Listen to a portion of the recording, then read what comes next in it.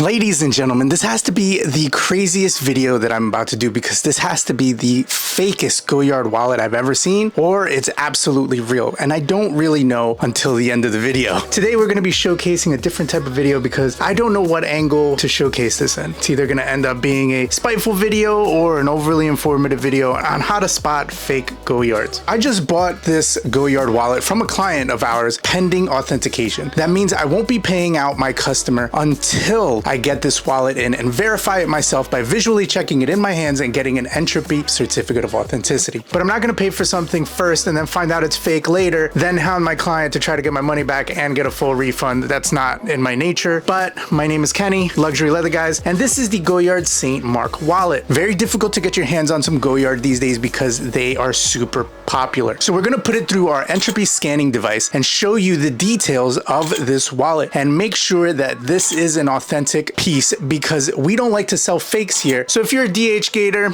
see you later. So come with me and let's verify it and make sure that this is authentic before we even continue. So we're going to use Entrupy to verify this Goyard wallet through its AI scanning technology using this handheld device. This allows us to take regular pictures as well as pictures on the microscopic level to compare other Goyards that are in Entrupy system right now. These wallets generally go for around 850 plus tax. White is a very popular color, not its most popular, but some colors sell out rather quickly. Goyard is one of those brands that you actually need to go in stores and wait for hours to go in only because they do not believe in sullying their name with the likes of other brands that use e-commerce. Let's click on the final button so Entrupy can tell us if this Goyard wallet is fake or not. Interestingly enough, this passed authentication, but I have a few concerns about this because based off of a visual check like the one we did earlier, just by showing it to you, I'm not convinced that this is an authentic Goyard St. Mark wallet.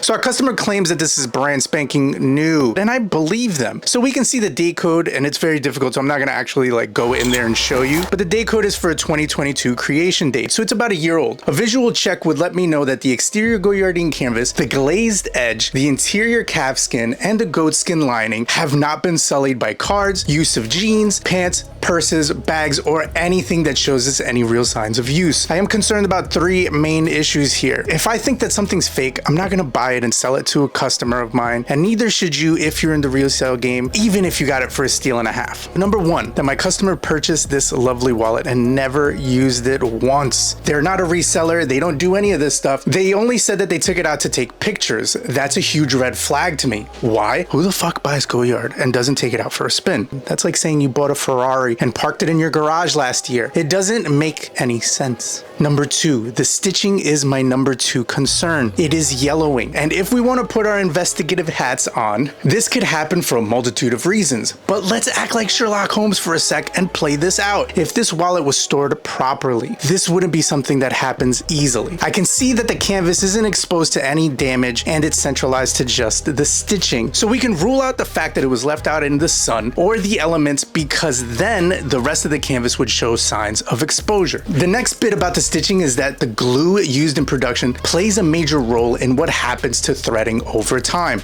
especially all threading. So good glue, meaning quality premium glue, doesn't oxidize very easily, and when it does, it has to be exposed to the elements, sun, water, etc. This Goyard St. Mark wallet is brand new, so let's say no to the elements and talk about shitty glue for a second. What shitty glue does is change thread color sooner rather than later compared to premium quality glue. Once the thread passes through the punched holes of the leather, it is now exposed to the glue, having it coat the exterior of the threading. White thread is supposed to remain white and fade over time. Years, not days or months. But not with shitty glue. Shitty glue really messes up thread and fast.